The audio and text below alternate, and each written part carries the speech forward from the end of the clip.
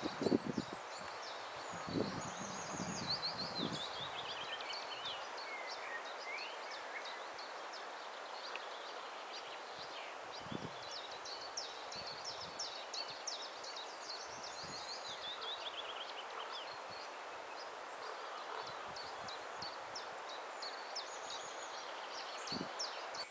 everyone, I'm back in the shed. I'm back in my weaving shed.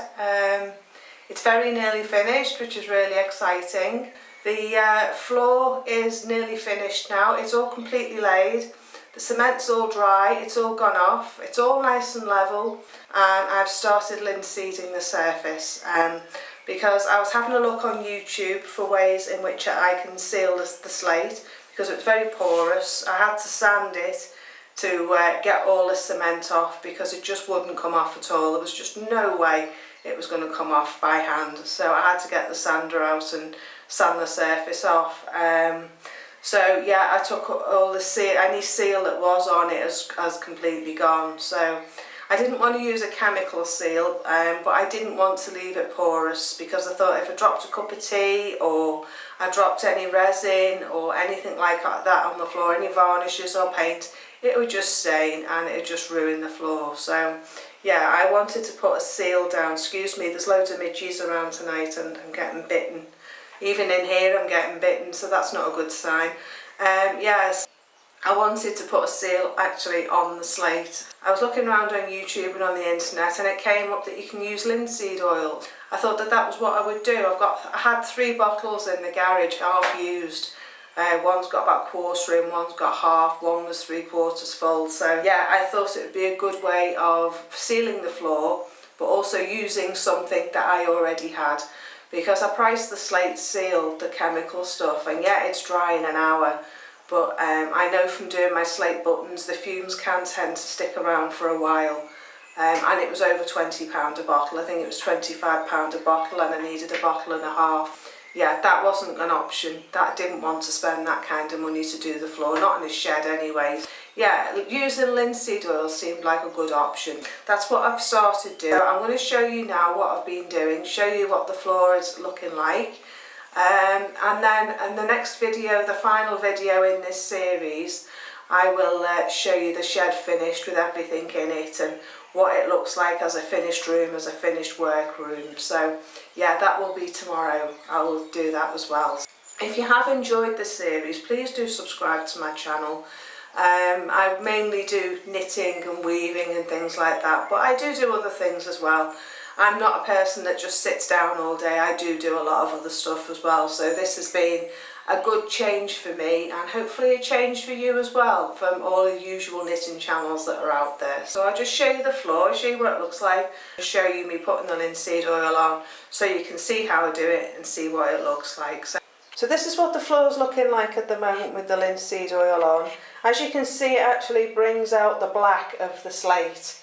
Now all the muck has been taken off the surface.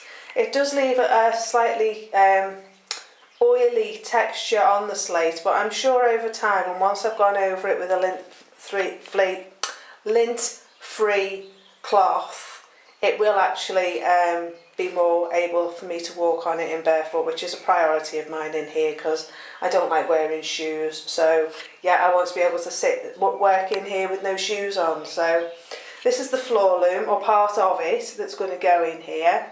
As you can see, it's quite a wide loom, so I'm kind of thinking at the moment that this isn't going to be the space that it's going to live. It may end up going in my other workshop in the garage, but I'm going to put it up anyway and see how it fits and see what it's like.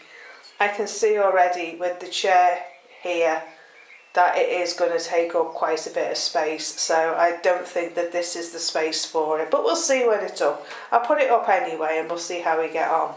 Yeah, this is how the floor's looking unfinished. I have put a few extra details in because I didn't have enough of the big slabs of slate. So what I have done, I don't know whether you can see, but I've used things that I had lying around the place. The red is a terracotta tile that I found in the garden.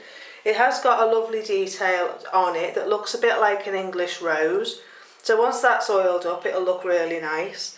And then my mum and dad had a fireplace taken out of their lounge in their sitting room.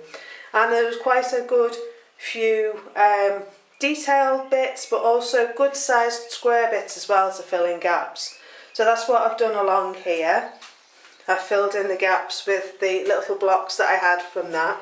There's a few bits and bobs with some detailing, so I'll put them in the corners. There's one in that corner, and then one in the corner where the floor loom is. And then all the way along this wall here to this corner at the back here, again, is small squares, little blocks from the fireplace slate.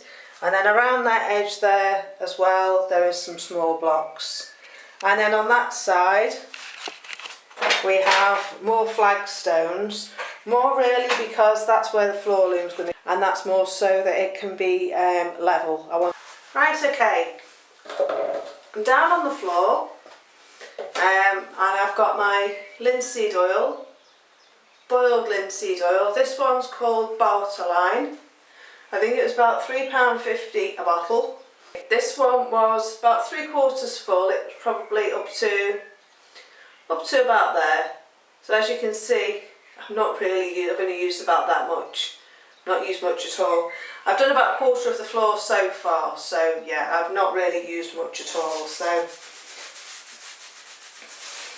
right, there's my tile. What I'm doing is I'm just going over the cloth, just like that.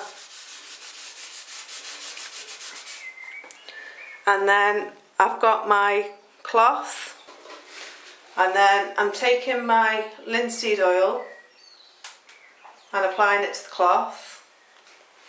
Probably about a tablespoon amount on the cloth, like that, see? And then there's where I'm working, and I'm just massaging it in, just like that. Just making sure that I get any dents, any discrepancies in the tile, and just massage it in. Putting extra pressure on the dents just to make sure that I get the whole lot like that.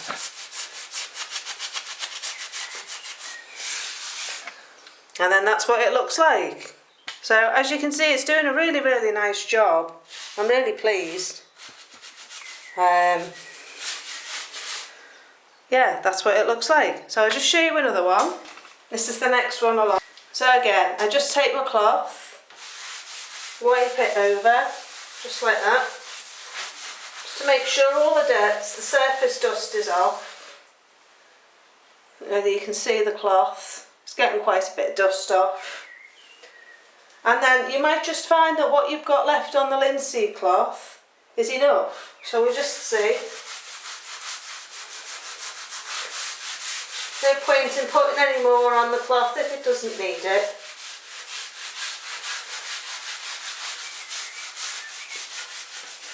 And go over all the slate.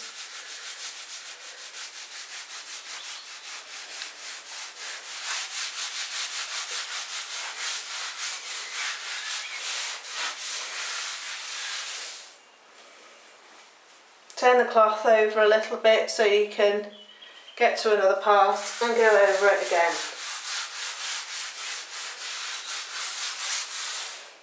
And that's how quick it is. That is just how quick it is. So as you see, I've done those two tiles, those two pieces of slate in about 10 to 20 seconds. So that's how I'm doing the floor. It does get a bit greasy on your hands, but yeah, no, it's doing a really nice job. So I'm going to carry on with my linseed oil and get this finished. And I'll show you what it looks like when it's done. Right, okay, so as you can see, the light's fading. It's getting on for 9 o'clock at night now, and it's getting dark. It's nearly dark here now, so actually it's 9:30 at night. It's a bit later than I thought. As you can see, the floor's done, completely finished. Sorry about the light, it's just because it's going dark. The camera's not picking up the light very well. But yeah, the whole floor is now done. Goes really well with that fire, I'm really pleased. over by the chair and those ladders is drying out nicely. It's drying out slightly different colour. It's bringing out the grey in the slate now. So I'm hoping by the morning it'll be dry. And then I'll be able to put the floor loom up and get moved in. So let's see what it looks like in the morning. So that's it for now. The fire's now in its final place. That's where it's going to go. There's going to be a chair in that corner, a chair where that chair is there. The floor loom's going to this side of the door under the window. And then on this wall I've got a 1930s, 1920s kitchen cabinet, which I'm going to put on this wall to put my weaving stuff in. Things like my heddles and my other weaving looms that I've got will go on the top, and I'll put threads inside it as well. So that's my plan. I still haven't done the window, and I've still got a couple of bits to finish on the roof. So as I say, I'll show you when it's finished. I'll do a final video and show you when it's finished. Yeah, so I hope you enjoyed my video this evening. Thanks very much for joining me. If you do like my videos, please do like and subscribe. And keep up to date with what's going on here at my Faithful YouTube channel with all the different things that I'll be getting up to. Please do comment in the comment section below, and I'll be happy to answer any comments that you have or any questions you have. Thank you to all my new subscribers who have come along and supported my channel, and I hope that you enjoy what you've seen. I am putting a knitting video out towards the end of this week as well. I'm hoping to record it from in here. So I'm hoping tomorrow to be able to get it set up in here so that I'll be able to do a video. So yeah, that's coming up as well, with all my works in progress and my finished objects and things like that. So yeah, and I'm also going to be doing a video as well of how to put up a dryad floor loom, because I thought I haven't been able to find anything on YouTube that shows how you can put a floor loom up, so that I know how to put it up. I thought that I would do a video as to how to put that up, so I'll put that up on the channel as well. So I'm hoping that once this room is organised and everything's back in, that I can do a podcast, knitting podcast from in here, and that this will be the new space which I use to do my videos. So yeah, I mean, it's a lovely space, it's a lovely room, so yeah, I'm hoping to get the maximum use out of it. So yeah, anyway, that's it for today. I'm starting to waffle now, so I'll see you again soon, and bye for now. Bye.